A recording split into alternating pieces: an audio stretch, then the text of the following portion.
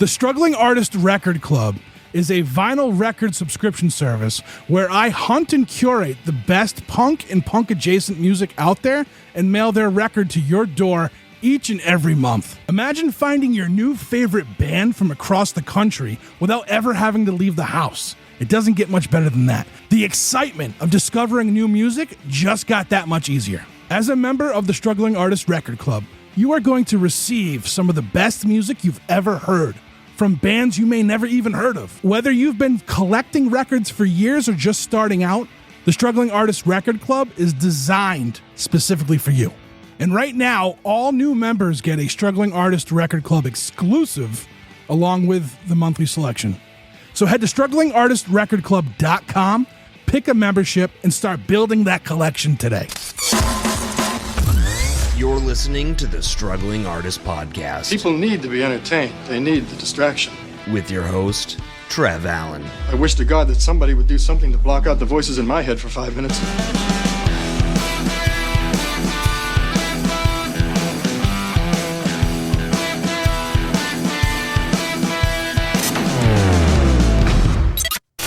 Hello, everybody. Today, our guest is Josh from the New Jersey hardcore band School Drugs.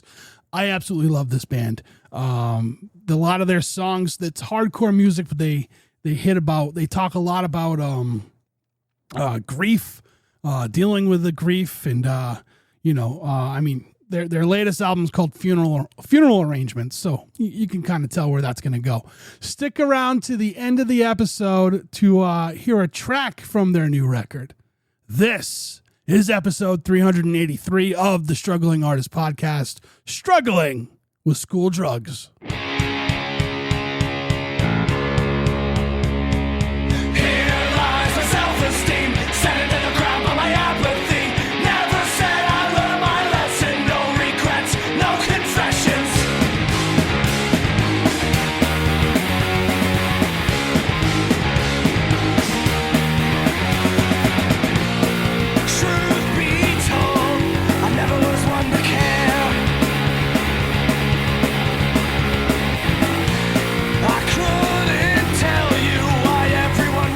How did you meet Jay Stone?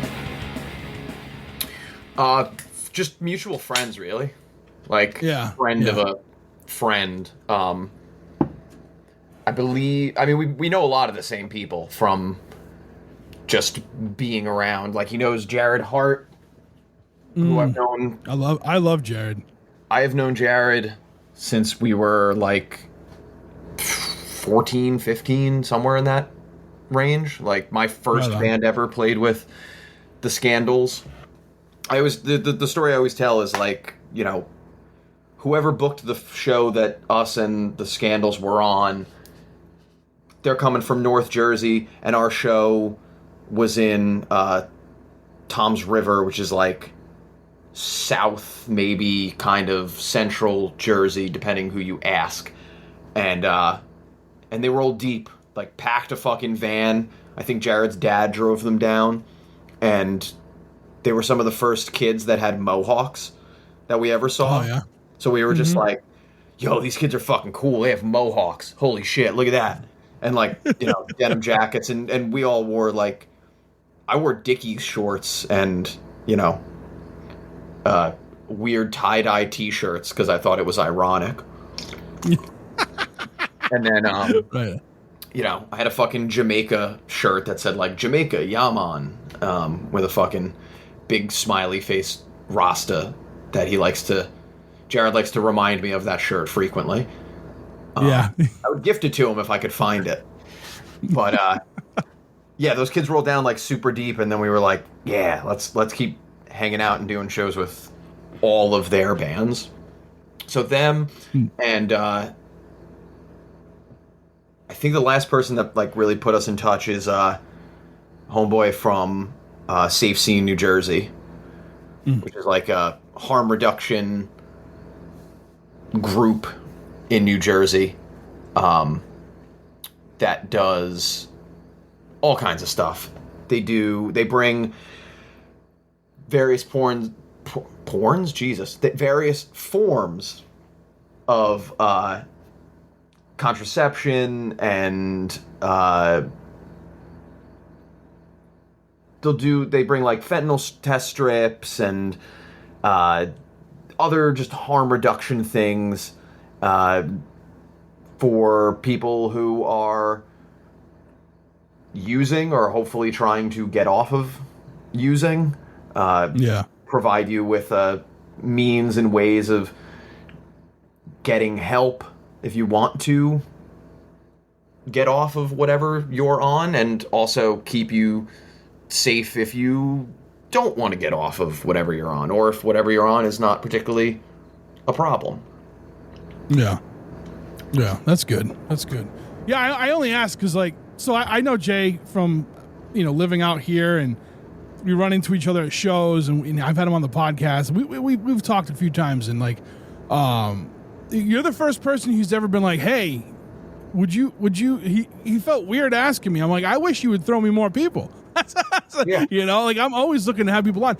And like, for him, from the way I saw it is if he, if he brought you to me and was like, hey, check, have you heard of this band? Have you? And I had heard of you guys before, and just the whole, like, he was really like, the way he was talking, I was just like, yeah, if Jay Stone is recommending somebody to me, I'm gonna look into it. You know what I mean? So he's a really good guy. I really like the guy, and I take his recommendations at high value.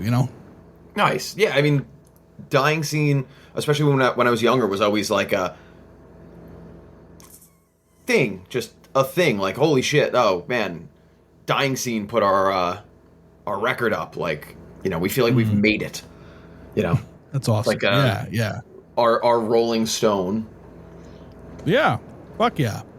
I think Dying Scene's probably my favorite of, like, the online stuff. I think it's like find stuff. You know what I mean? To find news. Yeah, I would agree. Or it's definitely my favorite. So, but yeah, so I went and I had heard of you guys before. I think I had heard a couple songs before, but I really dove in after talking to him.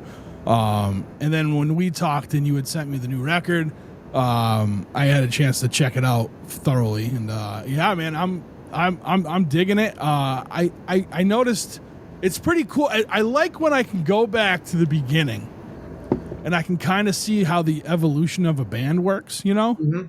And like from where you guys started, and like it was great stuff, but I feel like these last, the last 4 EPs, maybe even into like when Modern Medicine came out, like I feel like you guys really found a groove and like a style of your own, not a style of your own, but like a style that's like, it's unique. You know what I mean?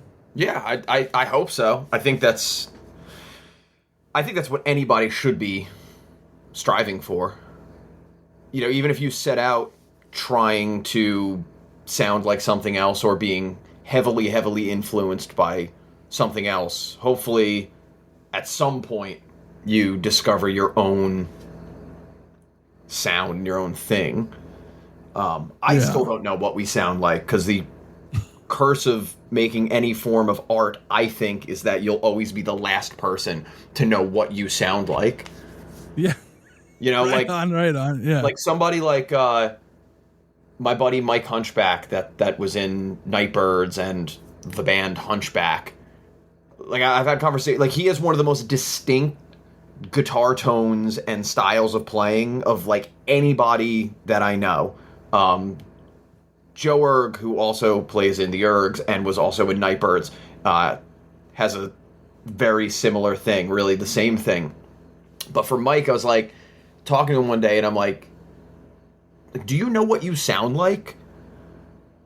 And he's like giving me examples of things that, he thinks he sounds like, or influences to him, and they don't particularly align with like the way that I'm hearing, which is of course subjective for anybody. It's part of the thing of why you're going to be the last person to know, because you're so inundated with what your exact influences are and who you want to play like and who you admire, that you can't see past that, because you think like, oh, when I do this thing or when I play like this, I'm really just ripping off this person, or I'm, influenced by this thing. But he seemingly didn't know that he had his own style and sound. And it kind of brought that idea in my head of like, wow, you're always going to be the last person that knows what it is that you and you alone sound like. Right on, yeah. So I'll tell you, like, when in modern medicine, I want to say that's where I first started hearing, like, you guys have almost this like speedy surfer like melodies in there that you added in, and then when you get into like the EPs that lead up to the LP, like, you can definitely hear it there, but like some of that too has like almost like this, like, I don't know, like doomy gothic thing to it too, because I think that's the vibe, the whole aesthetic of it, right? So for sure. Like, and I kind of want to talk to you about that. So the new record, Funeral Arrangements, like it's the last 4 EPs and then a couple extra songs, right? Yeah. So like, did you have this in mind? Were you guys like, we're gonna release? Because I'm an old man, and like I am, of an age where like I love whole albums. I love like sitting down with the record and looking at the liner notes, or if it's a cassette with the J card, and I'm into that whole thing. And that's all an aesthetic that builds into it, right? So like when I'm looking at this and I see what you guys did, like you built this thing up to be this release, and I know that in today's world, like we're a instant gratification world, so splitting it up like you did, I think, is a good idea. As far as like marketing the band, getting it out there for streams, you know what I'm saying? Because like I know bands that like kind of were against that, and then when they started doing it, they're like, oh, this is how streaming works. Like you gotta get, because then once you do a release and there's like a couple songs, all of a sudden it's on playlists and other people are getting ears to it. You get what I'm saying? I'd be lying if I said that was not factored in part of it. Yeah, absolutely. But at the same time, like you guys built like like I said, the aesthetic, like all the album covers. Who designed that? Was that you? Yeah. All right. Yeah. So you have a very distinct like what you're going for with each one of these albums. You know what I'm saying? And they all work together. I really enjoy that. Like, so was that was the plan from the get-go? Oh yeah. Yeah. The basic idea was that in end of 2019, into 2020, we had we had booked some tours to, support the Modern Medicine LP, and then things happened in 2020 that rendered that no longer viable. So we couldn't go on those tours because everybody had to stay home, and with good reason. And when it was coming around to like the end of 2020 into 2021, and I was like, I don't want to put out another fucking LP that I can't tour on. I really don't want to do that. It's a lot of fucking time and effort put into a thing that the hype cycle of is going to be completely gone by the time we can tour and do anything, Mm-hmm. And if we're going to speak frankly about these kind of things, like that's how it works these days. It's how it's always worked, because a band tours on a fucking record, That's not a new thing by any means. You either go to or don't go to the band that you really like's next tour because you're like, oh man, I love this record. They're going to play a lot of it. Man, I fucking hate that record. I'm not going to go. They're going to play a lot of it, You can sort of decide whether you want to do that or not. Oh man, this band's playing their fucking first record in full. I'm definitely going to go. But I was like, I really don't want to do that again. So started thinking about it, and I was like, oh, we can break this up. We can do this in a different way. We don't have to follow the regular format of like an LP. Here you go.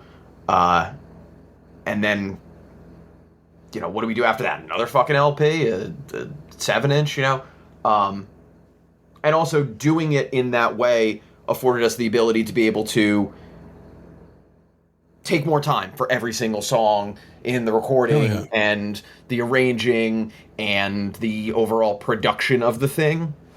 And then we were also able to like take time to put a lot of cool bonus items in all the 7-inches. So like every single one of those 7-inches came with something extra besides the 7-inch. Right.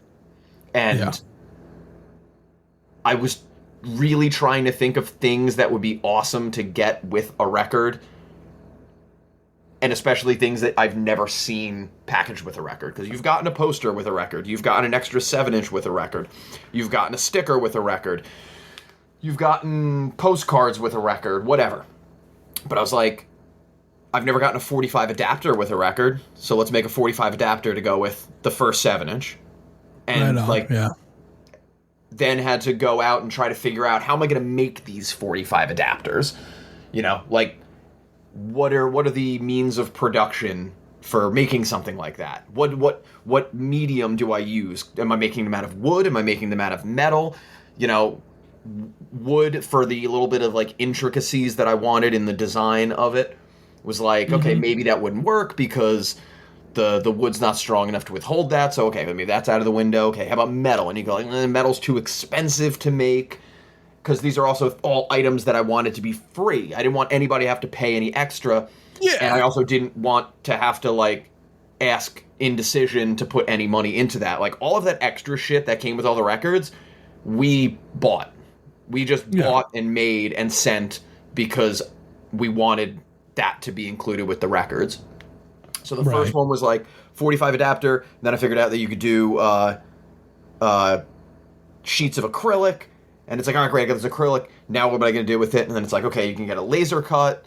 You know, the first instinct is like, okay, I'm going to sit there and cut it. And I'm like, I'm not doing that 300 times. So we got to figure this out. What are we going to do? Okay, get it fucking laser cut, blah, blah, blah, blah, blah.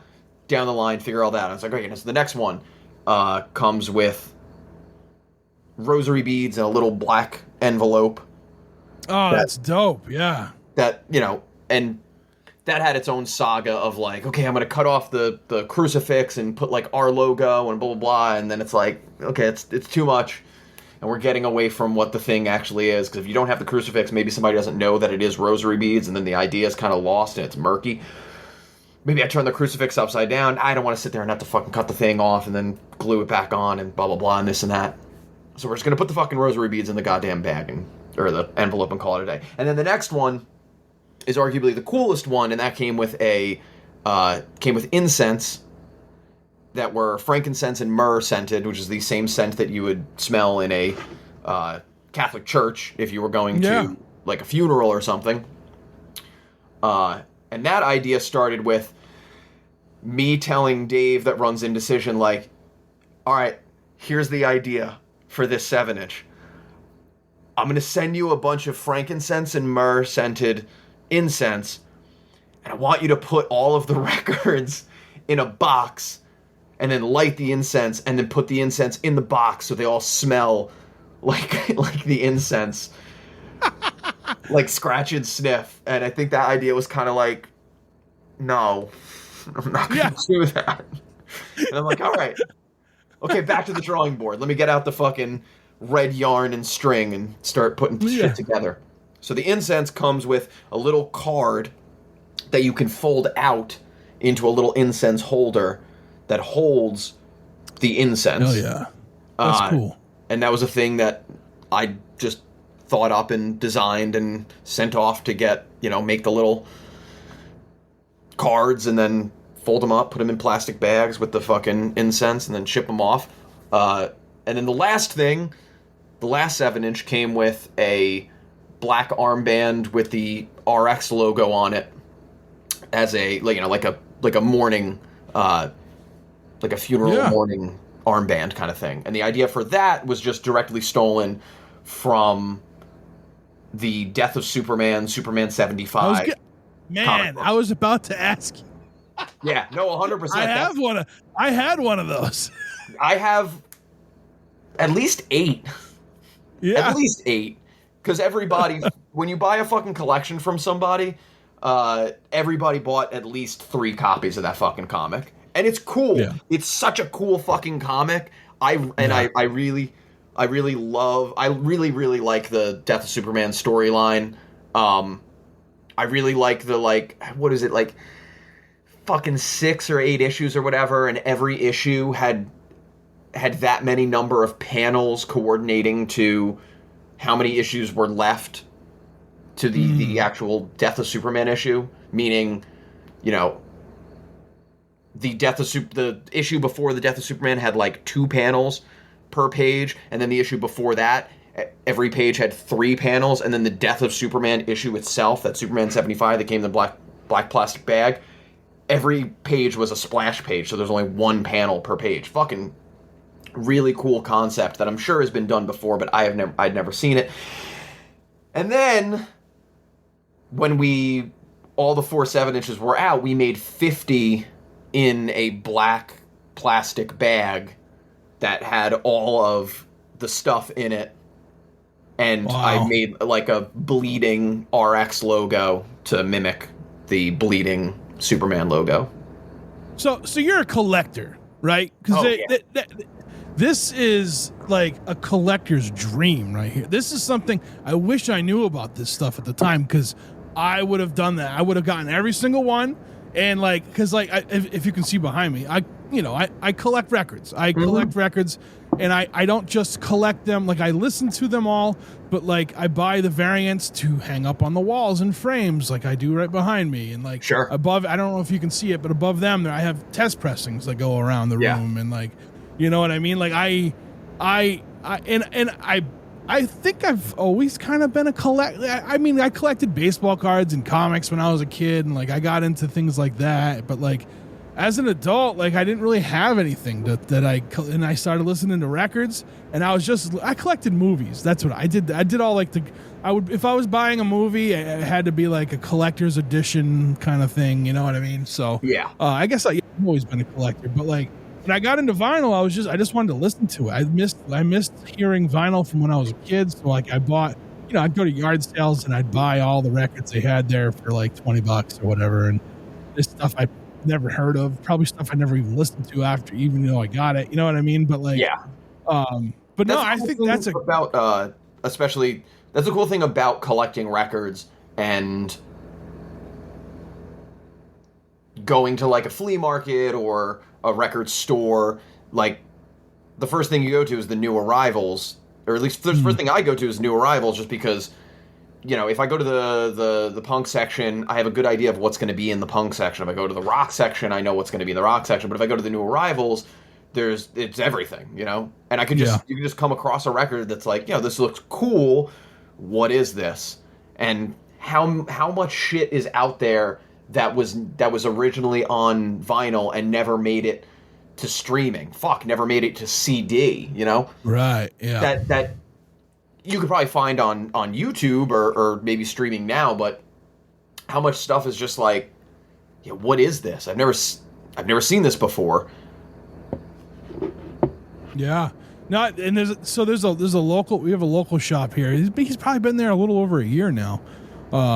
Maybe a little bit longer. And I love going there. And the first thing I do is I go to his, because he'll have a lot of like local people who come through, and he's got like a consignment deal he does with them. So I'll go there first. I'll always go to the, what's that? What's the local shop? Oh, it's called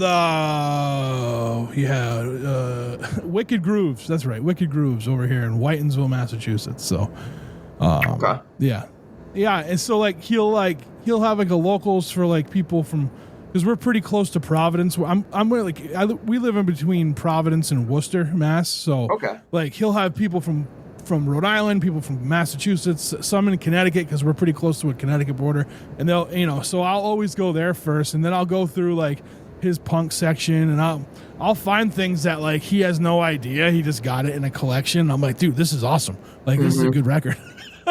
Yeah, dude, I had been looking for the one of the local stores that I go to in New Jersey is Low Fidelic Records in Belmar, and I had been looking for the Cathedral of Tears album since I'd found out that existed. And Cathedral of Tears is a band that Jack Grisham from TSOL did immediately after TSOL. So before Tender Fury and before Joy Killer, it was Cathedral of Tears, and they really only put out this one LP, and I've been looking for it forever, and it's not super expensive.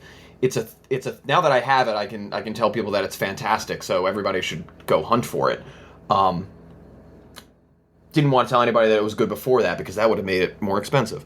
But exactly. now that I have it, I'm writing that down. I'm gonna have to check that out. it's great. It sounds like where Beneath the Shadows, the last TSOL LP that he was on before he rejoined, it kind of sounds like the logical next step for that record.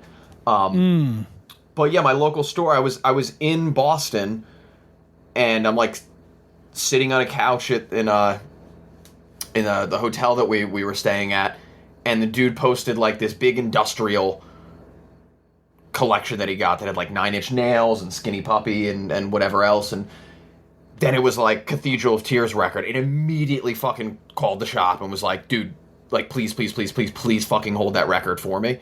I probably wasn't that forward about it, because I didn't want him to be like, oh, this guy really wants the record and fucking $1,000. Yeah, we're gonna up it $30. Dude's super fucking honest and super fucking cool, and he wouldn't fuck me. He definitely wouldn't fuck anybody like that. He's a really fucking good, honest guy. But I called him up and I was like, but when you're on a hunt for something like that, you gotta play the cards close to the chest. and I had my price in mind. I was like, if it's more than X, fine. If it's anything below that, I'm getting it. Same dude also hooked me up with a copy of the UHF soundtrack that I'd been looking for forever. Yeah. Which is a little bit rarer, harder to find, not a super popular movie.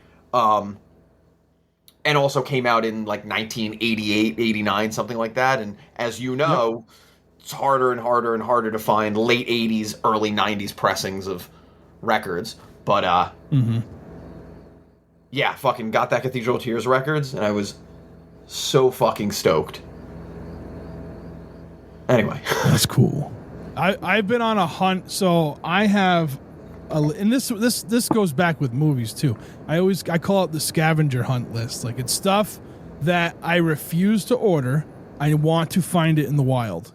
That's so like, but there's a record that I have had on that list for years, and it's a soundtrack. It's a soundtrack to a Ridley Scott movie called Legend, and Tangerine Dream did the soundtrack, did the scoring for it. So this is the scoring record for that. And I saw it one time at a place, and I was like, and this was like early on too. I saw it and I was like, oh man. I'm like, yeah, I don't know if I want to pay $27 for that for a used record. I'll think about it. And I left the store, went to another store, and then I went back. I'm like, I gotta get it. I went back to get it, and it was already gone. Dude, it's already gone. Those moments of regret. I was in a record store in New Orleans, and on the floor they had. I had been looking for the Tron. Fuck, what is the fucking sequel called? Tron Legacy. I believe it's called. I've been looking for the Tron Legacy soundtrack that Daft Punk did the music for a while, and it was a thing where I kept seeing it, and it was like still sealed, and it had been so many fucking years since the movie came out that it was like still just the price of the new record at the time, so it was like $20 or $30, and I was like, every time I saw it, I'm like, fuck it, I'll get it another time, I'll get it when it's cheaper.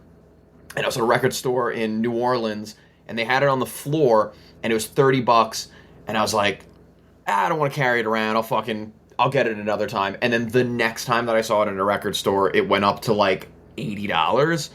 Yeah. And I was like, nah, because then it was out of print, and people had realized that it was good, and it was like, fuck it. And then I had to wait until it got fucking reissued, like, years and years after that, and I had no fucking idea that it would be, and you're sitting there on like Discogs or eBay, like hovering over the buy it now button, like maybe I'm gonna get it. No, I can't do it. Yeah. Luckily, that got repressed eventually. There's stuff that I have like alerts for Discogs, right? That on my like want list or whatever, and sometimes I'll buy them and I forget to take it off of that, so I always get alerts. So I've got this Too Short record, and it's like $100 on Discogs. I bought it for $20, and it's like they did it was the second pressing of it ever, and then they haven't done it again. It's from like 1990 something. Like it's and like. I can't believe the price of it. I'm like, I should have bought a few of these. Like, you know what I mean? So I'm always like, hey, I'm going to sell some records, and I don't. Like the guy at the local shop, so I gave him, once my collection started getting out of hand, and for me to say that's a big thing. I decided like, I got to go through and all the stuff I don't listen to, I'm just going to throw it into a bin, and I'm going to bring it to the guy, and I'm just going to say, here. Like, and I did, and I gifted it to him, and he refused. He ended up giving me a couple bucks, but I was like, I don't want any money. But like, he's like, there's some good records in here. I'm like, I know, I just don't listen to them anymore. Yeah. Like, I want someone to listen to. Like, I'm a person who will not throw away art. I will not throw away a book. I will not throw away record. I'll gift them to people. I'll give them to people. Like, but I can't justify throwing away. I have a kitchen table that's an old, huge. It's I live alone, and I got a fucking 6-person, like 6 chairs for it and everything. It's a huge dining room table. And one time when I was moving, I was like, I'm just going to throw this in the fire pit. And I turned it over, and I realized like someone handmade that for somebody's wedding. Yeah. And it has their engraving on it. And I'm like, I'm never getting rid of this. And I put it in storage, you know, and now I have it again. Thank God. Cause I didn't want to have to buy another table. So when I moved back to Massachusetts, I yanked that bitch out of storage. I'm like, here we go, you know? It's funny, we have a similar table in our house that my partner's mom got from somebody when she was in like high school or something, and they made it for her as like a gift, and they handmade this fucking kitchen table, and it has like all this like fancy wood inlay of like varying shades and textures and stuff, and her parents didn't want it anymore, and we had the same thing. We were like, this table's like awesome, and somebody made this thing. We can't get rid of it. Like, I guess we'll just hold on to it. Like, I mean, right now it just has boxes and boxes of comic books sitting on it. Yeah. But hopefully someday it will have food sitting on it. I recently did the same thing though. I went through the whole fucking collection, and our guitarist Eric was down here for practice, and I'm like pulling stuff out and like checking with him, like, do I really need blank? Do I really need blank? And either talking me into or talking me out of getting rid of certain things. The majority of what I got rid of was like a lot of any greatest hits records. I'm like, I'm not usually listening to. I'm like, I had a bunch of Beach Boys greatest hits records and shit like that. But I'm like, if I'm listening to Beach Boys, I'm putting on a full LP. Right. So I got rid of that. And then same thing, stuff that I was just like, I'm never gonna listen to this, or I listened to it and I fucking hated it. Yeah. Like, I sought out a copy of Joni Mitchell Blue, and it did nothing for me. It just did not. It just was not my thing. I'm glad it exists for people that are into that, and I had always heard that was like the record. That's like the thing. People are super into that record, so I was like, cool. Like, I'm gonna get this and listen to it in the format as it was originally issued, and it just didn't hit for me. And I'm like, cool, okay, I will give this to somebody else. So, you know, I had a similar thing with Kate Bush. I found it wasn't Hounds of Love. It was one of the other Kate Bush records, and it was cheap. I bought it, and I was like, yeah, this is just not particularly for me. And then one of my friends came over that I know is super into Kate Bush, and I was like, do you have this record? And he's like, no. And I'm like, cool, now you do. Yep. Take it and get out of my house.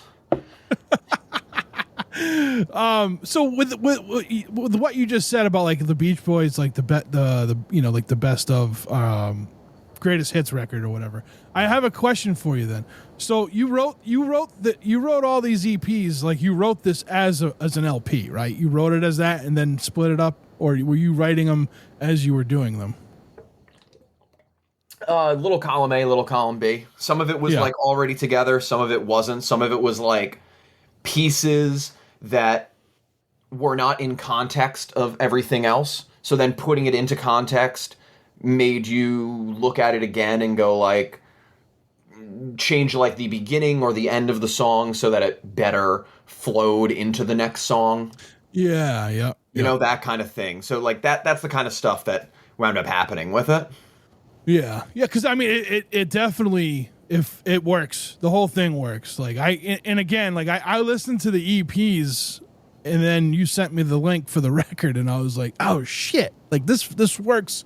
Like it worked well, and I could tell you had this thing going on, right? And then like I listened to it as in its entirety, and I'm like, yes, this is where it's at, you know. I very much wanted like an A-side, B-side thing to it. So like the A-side is kind of front-loaded more with like faster, earlier punk, hardcore sounding stuff. And then the B-side is a little bit more experimental. So like you got like the little interlude there. Right, the song with the introduction, to the B-side. Yeah. So you have that, and that's when I started like I said, I started hearing like that little bit of like gothier kind of side to it, but you still had that speed to it, and I was like, this is fucking cool. Like, this is a unique sound, and I'm all for. My favorite song is "Haunted" on the record, by the way, and like it's the song right after that one, and they go so well together. You know what I mean? Yeah, I mean that's a good example of one where I think we changed it because it's like, oh my god, I'm dropping everything off of my shelf. Sorry about that. That's all right. That's a good example of a song that was affected by the sequencing thing. So like the end of that song has like. Or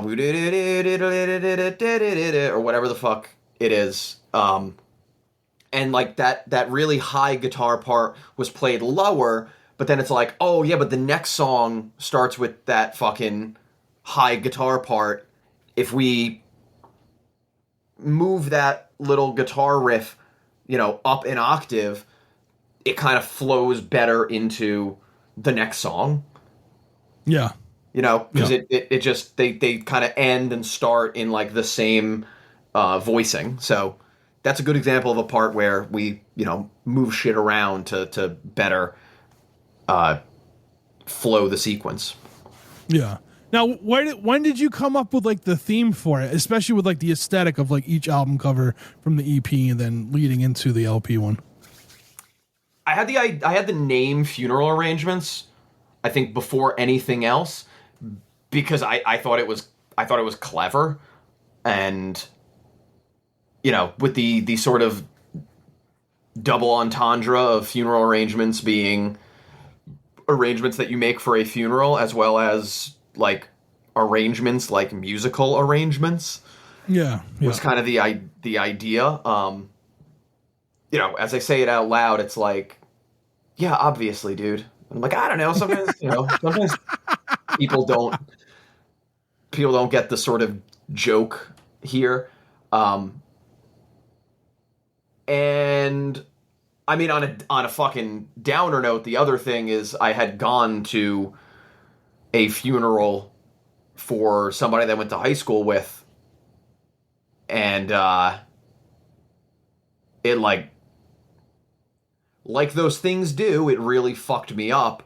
And I remember when I'd heard that person passed away and how I felt and how sad I was versus how I felt and how sad I was at the funeral and immediately after, and realized that, the casket closing, that whole process, like going to the wake, is like, that's the top. Like, you think when somebody's dead, that's as bad as it's going to be. And it's like, no, unfortunately, it's actually not. It's, that can feel like the person just hasn't called you for a few days or a week. And if it's someone that you don't talk to all the time, you can kind of still pretend that you're just out of touch.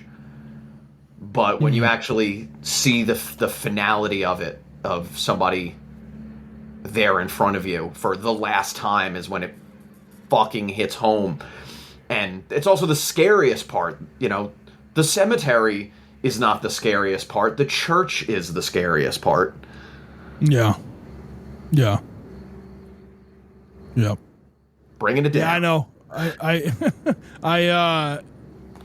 I remember being young and the first time I had to do all that thing, and it was just like, it was it was weird. It was weird, and like I unfortunately I've seen quite a bit of death over the years, so it's like at one point like I almost like turned off everything, and I was just like, I'm just gonna like just be a fucking like emotionalist, like human being, because there's so much of it, right? And like, but like that's no way to live, man. Like, no. It's and it you regret things later on in life for living like that. You know what I'm saying? And I spent many years like that, and like I fucking like I turned away from people, and I didn't. You know what I'm saying? Like, So I totally get that. I totally. And if you cancel out those unfortunate emotions, I think you also have to. You're also going to wind up inevitably canceling out anything good with it. Yeah. You know, you need. We were made to feel, man. We were made to feel. Absolutely. Like, you know, if without that, like, when you turn that off, like, it's not nothing good comes from it. Yeah, you know what I mean? There's no correct way to. I think that there's no correct way to grieve, man. It's whatever you need to do. I mean, I would not advocate for anybody doing anything that's self-destructive, but, you know, everybody is going to take it however they're going to take it. And generally, I think the only way that you do get through it is you just fucking grit your teeth and wait. Yeah. There's nothing, you know, and it never goes away. It just diminishes over time. You just think about it less, but no, you're right. Like, it's weird, man. And the older I've gotten, like, the more I think about, like, just like when, I don't know, just like, I don't want to die alone, like that kind of thing. You know what I mean? Like, I think about this shit, and like, of course, it's weird though, because like the older I've gotten, like the more I think about it, and I'm like, stop thinking like that. Like, you know what I mean? Like, hey, don't be so like don't turn it off again, but don't think about that. Like, you gotta. Well, it's a good way to prevent yourself from being such a fucking asshole that you push everybody in your life away and do inevitably die alone. Yeah. Well, yeah, and I think that's kind of like, I feel like, even though I'm not like that anymore, but like I feel like that's what's going to happen because I did that, you know. But I don't think that's the case. And honestly, I'll tell you right now, like, so one of the cool. First off, I'm going to say where you sent me to listen to the full record. Mm-hmm. That is probably one of my favorite. I've never heard of this, like this place. What is it, Vidia or whatever? I've never heard of them, but I love all the stuff they put with the stuff. Like, I think it's better than SoundCloud. I think this is better than some of the ones I've seen with stuff. So like, you have like everything in here. You have everything from like the like who's on the song, who's doing, you know what I mean, to like the copyright and all that stuff. And you have the lyrics in there. And when I was going through the lyrics, what we're talking about right now, I kind of feel like fits with the lyrics for most of these songs, right? Yeah, that's definitely, yes. yeah. So I mean, like, you know, like Work Forever. Like I knew, I was like, I need to read the lyrics to this right away, because like that's something, like, I was just like, that's kind of how I hid from everybody. I just like fucking just kept working, and like, and then I was like, and then I'm reading it and I'm like, oh wow, yeah, I've thought about that a bunch of times. You know what I mean? So, yeah, I mean that song specifically was when I was working. I was working as a electrician's assistant, and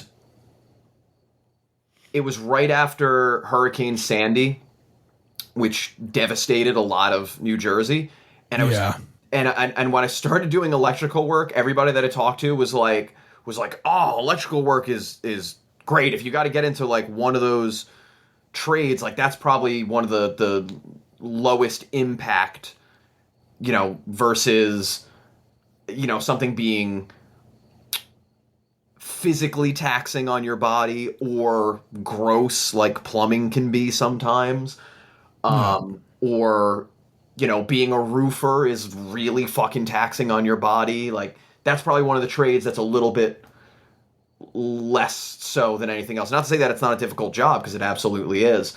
But, oh yeah, you're going to like go into a house after they already have the drywall up. It's just going to be, or the studs are up and everything. And you're just going to, put cabling in, and you're going to be inside kind of, at least in the shade, blah, blah, blah, and whatever. That's not what we were doing. That's not the kind of work that I was getting. The kind of work that I was getting was demo work immediately after Hurricane Sandy, where like every house we would go in, the drywall would be, 3 or 4 feet up, however wide a piece of drywall is, just fucking ripped out of every house, and then doing like the duck walk in crawl spaces, ripping out fucking Romex and not putting anything new in, just like laying in snow and damp dirt on my back, trying to fucking nail little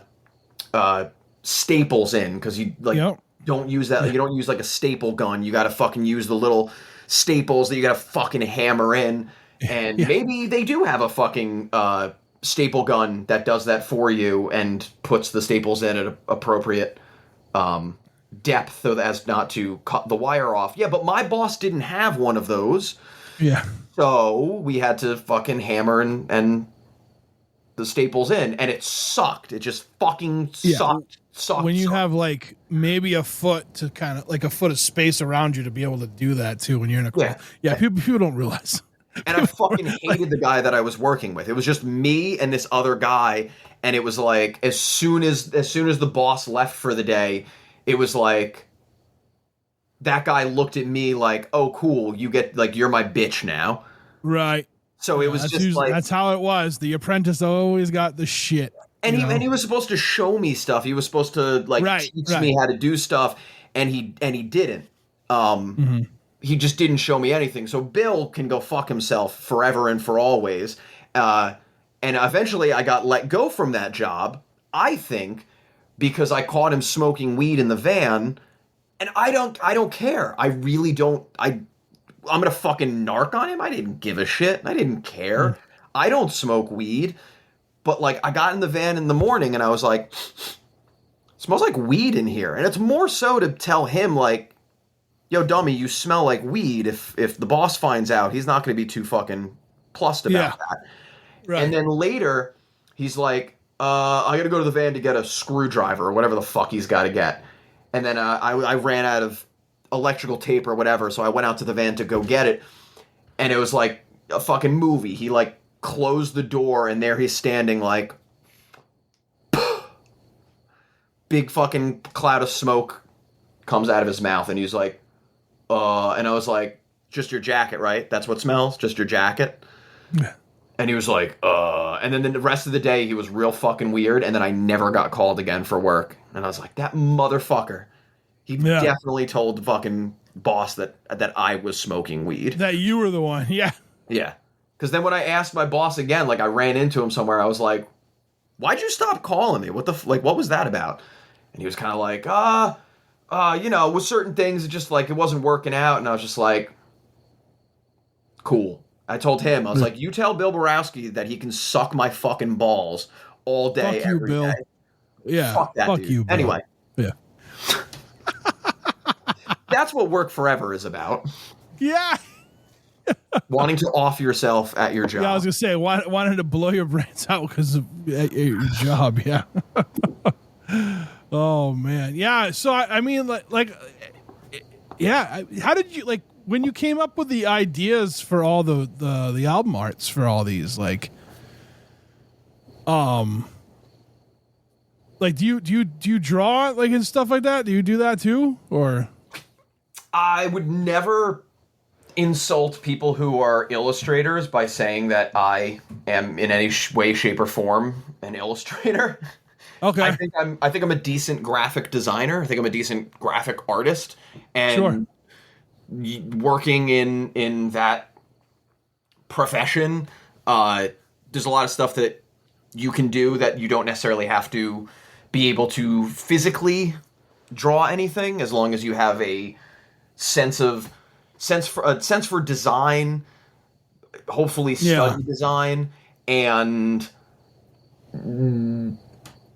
can work through the medium of Photoshop. So essentially everything that I do is Photoshopped. You know, never, there's no we don't fuck with the AI art. We don't do any of that. For a multitude of reasons, with the first being ethical reasons, and then the other beyond that being like, it doesn't feel like you're doing anything. It just doesn't, like, I know what I want and I know how to do it, so I'm not going to trust anyone or anything else to do that for me. You know, like, I want these covers to be this specific halftone look with a certain color scheme and a certain vibe, as it were, about it. And I want to base it off of what I have seen and what I know, not what a computer is going to reference for it. You know, even if you fed that to it, it's not going to be the thing that I have in my head. It's never going to be. Someone else doing the art, it never would be. It's part of the reason that we don't go to other artists all too frequently, for no other reason than it's specifically something that I have in my head that I know how to make and I know I want out there. When I can't do that, I think that's when I would go to another artist, or when somebody has something that lends to what we're going for, then it's like, of course, when you can't, find someone who can. Like the only one of the few things that we've ever done is each of those 7 inches had it was a postcard sized insert, and they were modeled to look like a funeral card. That was the That's cool. So the back of it had, you know, every one of those 7 inches had one song on the A side and then 2 songs on the B side. I think there might have been one of them or 2 of them that it had the opposite way for time wise, because like the song Funeral Arrangements is too long to fit with anything else on a side of a 7 inch. But asked my friend Ray if he could draw something for this, and because I had the concept, but I wasn't going to be able to make it through my own means and through my own limitations. I wasn't going to be able to get it across. And what I wanted was, I wanted 4 panels, like a comic book, of an angel statue deteriorating over time. So basically I put it to him like, here's the first 7 inch, the picture on the back of this prayer card is like this angel statue as it was just made. And then the next one is kind of like 20 years down the line, and the next one is 50 years down the line, and the last one is like 200 years down the line. And I want you to be able to put them side by side and see this deterioration. So I had him draw that up for me. Originally, I had wanted James O'Barr, who drew The Crow, to do the artwork, but I could never get in touch with him to get him to do it. And that was like I would have fucking paid damn near any amount of money to get that to happen. Like, you know, because the Crow comic book, not the movie. I'm not a big fan of the movie at all, frankly. The the Crow comic is a big influence on this record as well. Yeah. Yeah. With it being so much about, I mean, the book's about revenge, but it's also about just loss and right. grief. Yes. Yeah. It's got all that. Yeah. Yeah. I kind of want to, so Visitation, was that the one that came with the 45? Yes. All right. So I'm going through these and I'm looking at the designs. Did Procession have the incense? That's the one with the Thurible. I think that's what that fucking thing's called. Yeah. Has like the thing with the smoke on it. Yeah. Yep, that's that one. That came with the incense. All right. Hold on. We got the other one here. And as a shock to everyone, the one with the picture of the rosary beads. Right. Absolution. Yeah. So what came with Disposition? The armband. Oh, that's right. That's right. I forgot about that. But yeah. My mom used to be a florist, and I asked her like what the viability of getting like 300 lilies would be. And I was gonna like dry out 300 lilies and put them in, and she was kind of like, that's not really like you could do it, but it's not really the kind of flower that you would necessarily do that with. They're really big, and they're gonna be really fucking expensive. So then I was like, okay. Can I get them like fake silk flowers? And she was like, yeah, you could, but it's good. Same thing. It's going to be really fucking expensive. Like, yeah. All right, fine. So, do you, when you like with the other albums, do you always have like this idea, like to do this other aspect of it, or no? Because I mean, you put a lot of time and a lot of thought into all this, right? And like, oh yeah, and like, so like, is every record like? Do you think of like these things like? How do we make this something like you were saying, like everyone gets stickers, everyone gets pins or whatever. So we're gonna do something a little different. Like, do you do that with everything? Yeah, of course, because it's like you know, it's the record doesn't start and stop at the music contained therein.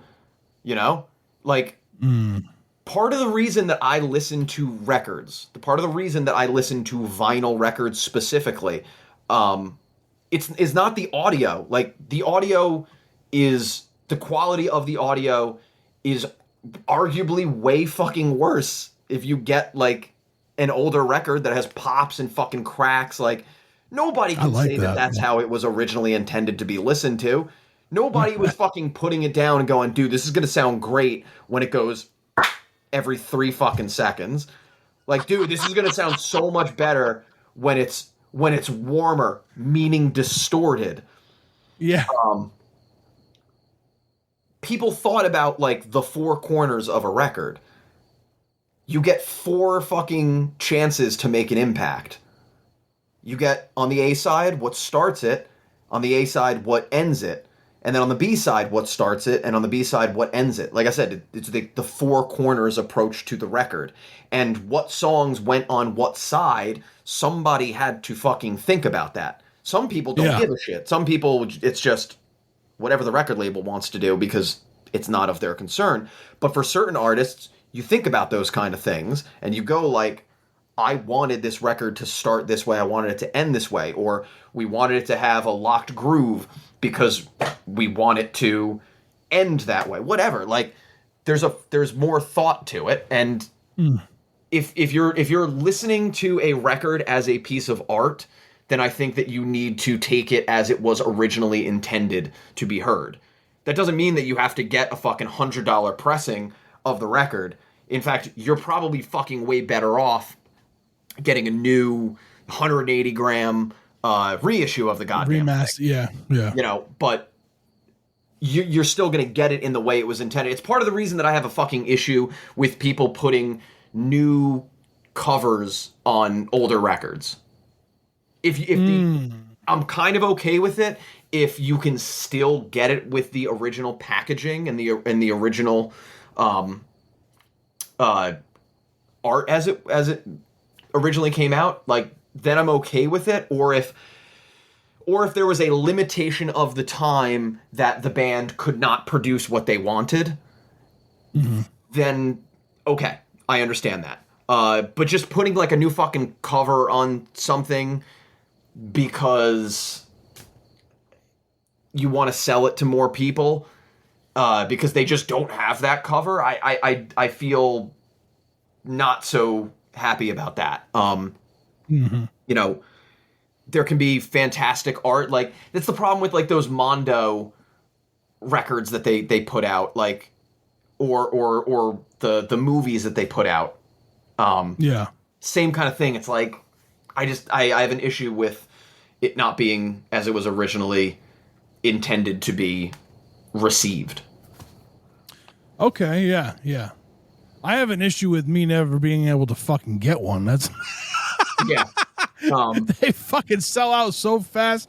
Like the Jaws ones, fucking every time. Now, there's certainly cool things that people do with those that I appreciate. Like, I'm sure you can go find a fucking copy of the Jaws soundtrack somewhere. You know, you could probably spend $40 and get an original copy of Jaws.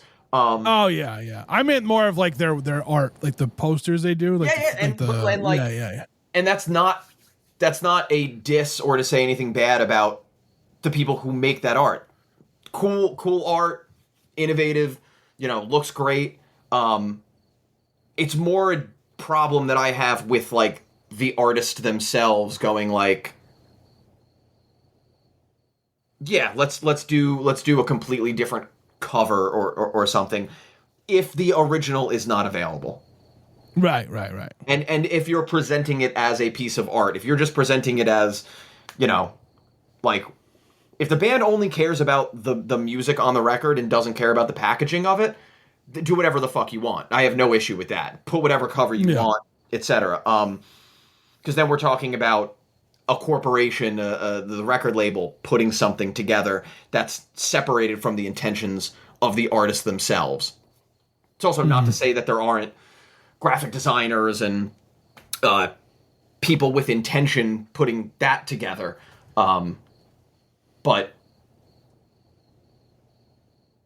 getting way off track now. Anyway, that just stop myself because that diatribe could go on for fucking days. Yes, I try to think about what is going into the packaging and the art of every record and why is it this, why is it that. Like, one of the things that it's all part of the story. Like, that's absolutely that's I'm a storyteller, so like I think one of the reasons why I love music so much is because of the story that it tells, and like how, like, in depending on what you're listening to, like, it can mean different things at different times, you know. So like, when I saw all this, like, I could see there's a story here, right? And like I'm glad that that's like you put this much effort into that, because I totally appreciate that. Like, I appreciate that you appreciate that. Like, for example, okay, so like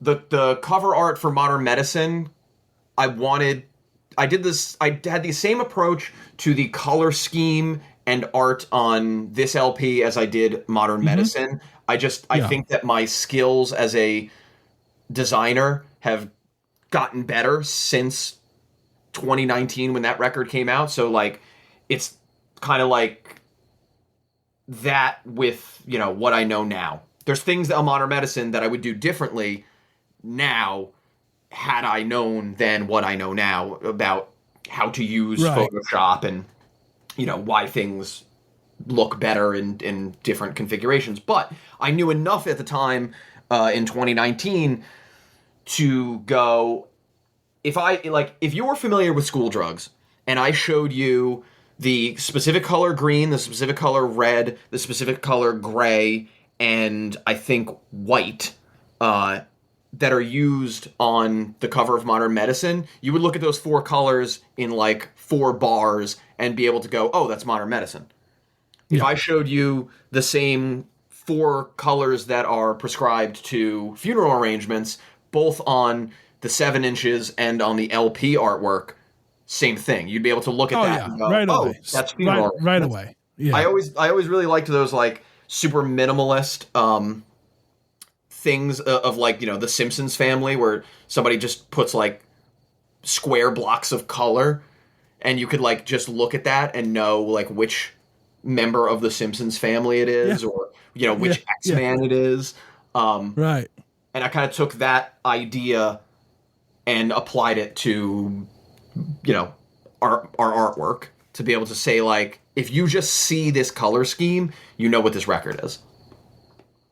Yeah. And then another thing on Modern Medicine, the first pressing of that record, there's a green and red variant that was supposed to mimic like Blood on Scrubs, but the first pressing of it is clear with a little bit of blood splatter.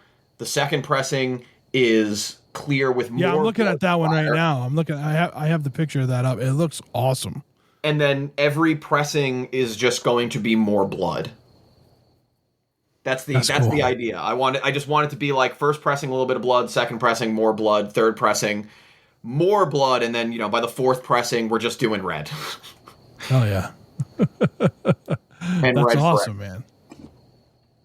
Yeah, no, I like it. And again, like it's something where as a collector, like I would, yeah, I'm all for it. I'm all for the extra stuff. Like it's because again, like, and it's part of the story. It's not like you were just throwing random shit in a box, you know. Like, and it was well thought out, even though it might be the second or third thing that you decided to put in there instead of the original thing. But like, it was all well thought out, and I think that it just plays into as you guys as artists. You know what I mean? Like that's just I'm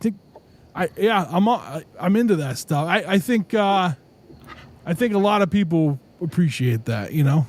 Yeah, I mean, it's the more that I think about it, the more I go like, oh yeah, no, there has always been a lot of intention, because the first record, or the first 7-inch, has all the pills on the front, and I intended for you to put the orange colored vinyl on top of it, and the label is modeled after a bottle of like a prescription bottle. Yeah. Oh yeah. Look, the label and everything on it. Yeah, I'm looking at it right now. Prescription bottle orange is what I asked for when we made it. That's awesome. That's awesome. And it's in like the cover. Like, hold on. So I'm looking at the cover. Is this another pressing of it? Did you do more than one? There's one that looks like it looks like a bunch of drugs. Like it's got the red and the white background, right? That's the first dose. That's okay. Yeah. I like Suffering is the first 7-inch, and it has like just a bunch of multicolored pills all over it. Yep. And same thing. Right, like I look back at that cover and I'm like, there's so much that I would do differently now. I mean, just like kind of like how I said, like I kind of hear the evolution of your music. Like it's the same thing. I wouldn't change it. You know, it's like you said, like you're not going to go back and redo it now, right? That's what it was intended to be. That might be a good example of like,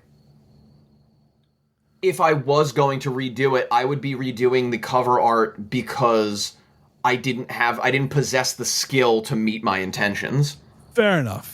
So like, I wouldn't. I'm gonna leave it how it is, and the third pressing of the record is another example of a time that we had somebody else do cover art, because one of my friends had asked me about doing something, and I was like just about to make this thing myself, and I was like, oh wait, here, you draw this. And it's the third pressing of Relative Suffering, and it was drawn by an artist named Mike Diana, who is a wildly interesting individual in and of itself. We're not going to get too far into it, but I'll tell everybody that he is the only artist to ever be convicted of obscenity in America. Oh, wow. Go read the Wikipedia page, watch YouTube. Yeah. It's a long fucking crazy, unbelievable story. But I asked him like if he wanted to just draw up these pills, and so he did that.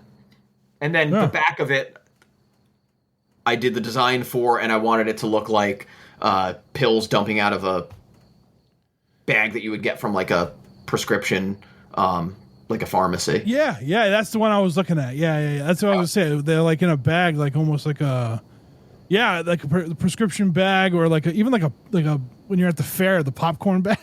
Yeah. See, that's cool too.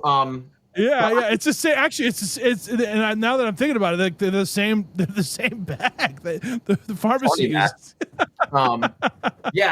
And that record has like some cool little stuff about it. Like the all of the pills have like that UV spot coating, so they're shiny, whereas all the black on the cover is like matte finish. Mm-hmm. Nice. So they look like, shiny, glossy pills. So I don't know if you're doing anything special for the LP or not, but I don't want to reveal it if you are yet, unless you want to reveal it, because I think this might come out.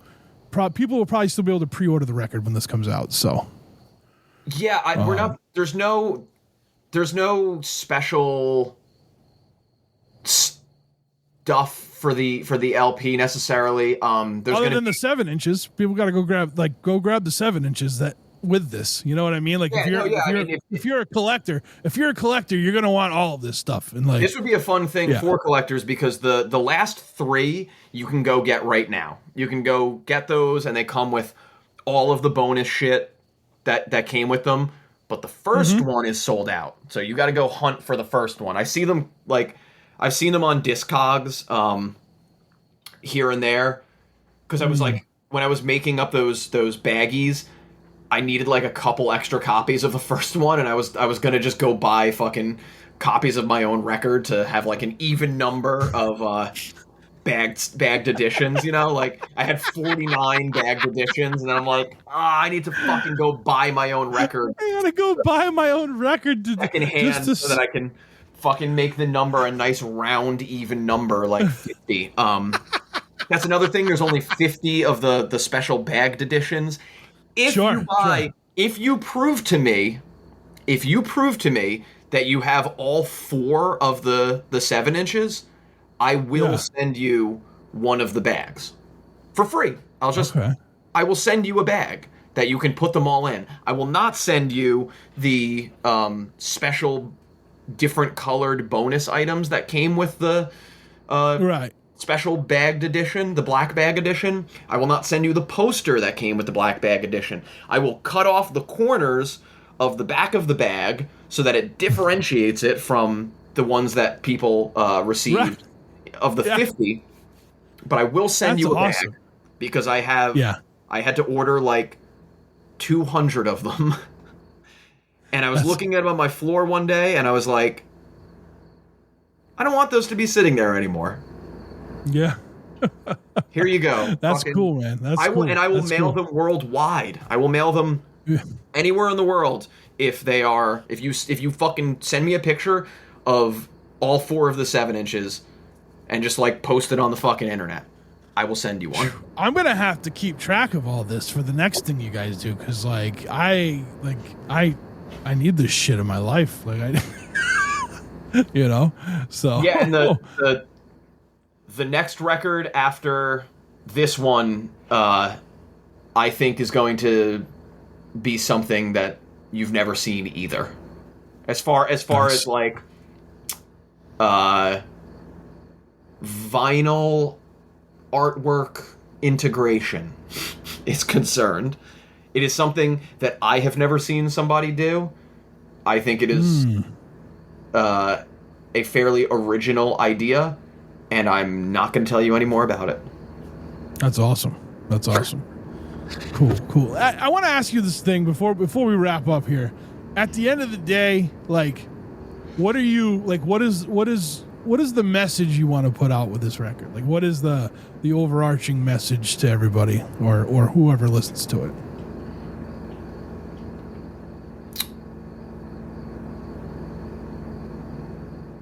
I think it's the same that it's been since the first 7-inch, which is just that you are not alone. Yeah.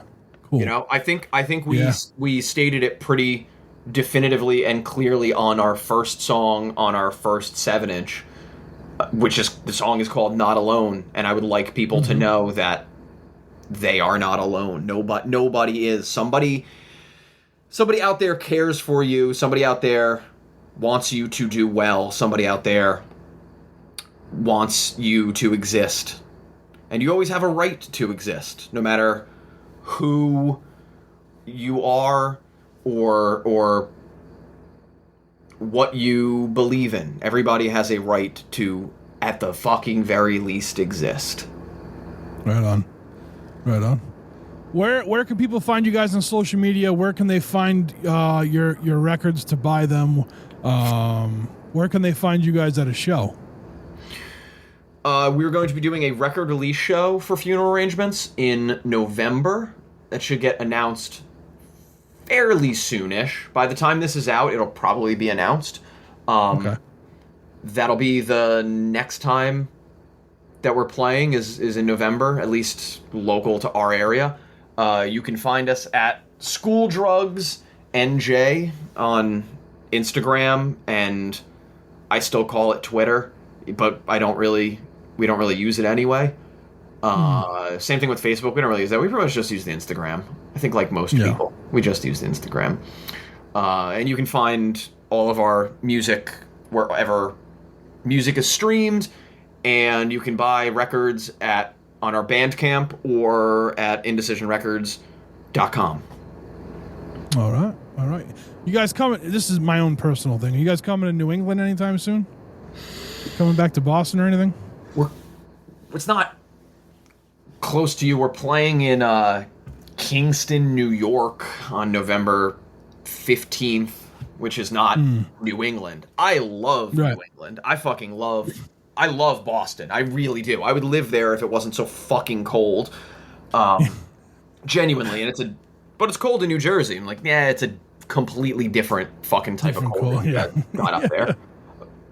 You know, but hopefully sometime in the near future, I would like to. Actually, no, not in the near future, because it's going to be cold. So maybe in the spring. So not in the near future. I don't want to see you in the near future, Boston and New England area. I'll come back when it's a little bit warmer.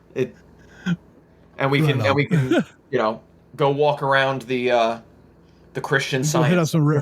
We can go hit up some record shops. We can go to what is that place called? That's over by O'Brien's.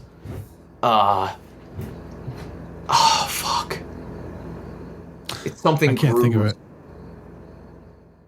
There's a lot of great record stores in Boston. Yeah. And ones that have names. There's a lot of great record stores in Boston, and none of them are Newberry Comics. Yeah. Terrible record store. It's not even really a record store. It's kind of a pop culture ephemera store. It's like saying like Hot Topic it's changed over the years. That's for sure. You know. Yeah. If you want to pay $70 for another color record, then it's all go. Yeah. Josh, man, this was awesome. Thank you. when it's time for another record, let's do this again. I would love to. Cool. And I'll make sure all the information for where the people can find the record, pre-order the record, is in the show notes. I thank you, and I hope to see you when it's warmer out. Yeah, for sure. All right, and that's the show. I want to thank Josh again for being today's guest on the Struggling Artist Podcast. In the show notes, you'll find all things School Drugs. Also, I want to shout out Jay Stone of Dying Scene for hooking this one up, man. I appreciate you, buddy. I really do. We need to do something together. I think the Struggling Artist and Dying Scene need to get together pretty soon here. Thank you to Chris Chavez, Jeff Bousquet, and Arya Rad for being part of the Struggling Artist Podcast team. Check them out over on Instagram. Chris at 716 The Sound, Jeff at JRB Image, and Arya at Coffin_salesman. Thank you to Mark at State Line Records for being a sponsor of the podcast. Head to StatelineRecords.com. Buy some records. You know the deal. Go buy them. I also want to thank the band Loser Circle for letting us use their song The Great Illusion of Time off of their album Took Long Enough as the theme song to this podcast. I've said it in every episode since we've used it. You can find a link to that record on Bandcamp through the website, thestrugglingartistpodcast.com or podcasttsa.com or just strugglingartistpodcast.com. I own all those, so you guys go to the right place when you're looking us up on the interwebs. Go there, click under sponsors on the Loser Circle album, and that will bring you right to their Bandcamp so you can buy that record. Go do that now. Hey, everybody over at Patreon, thank you so much for supporting us. If you want to become a patron, head to patreon.com/podcasttsa. I am looking for people to give us info on what they want as a patron. So hit me up and let me know. You can hit me up, Trev at thestrugglingartistpodcast.com, or you could always hit us up on the hotline, which is 774-570-1552. You can text or call and leave a voicemail at 774-570-1552. Hey, we are nominated again for the Boston Music Awards under Best Music Podcast. If you want to go over to the bostonmusicawards.com, you can vote for us and a bunch of other bands. Some you've even heard on this podcast. Yeah, that would be cool. Maybe we'll win one day. I don't really care, but it would be cool. It would be cool. It would be fun. I'm not going to lie. I would be excited, but I'm not going to, lose sleep if we don't. We don't win any year, so far. So, but anyway, yeah, you can go to the bostonmusicawards.com and vote for us over there. All right, it's time to get out of here with a song. I absolutely love this track. This is off of School Drugs' newest album, Funeral Arrangements. The song is called Haunted. Until next week, take care of yourselves. We'll talk to you then.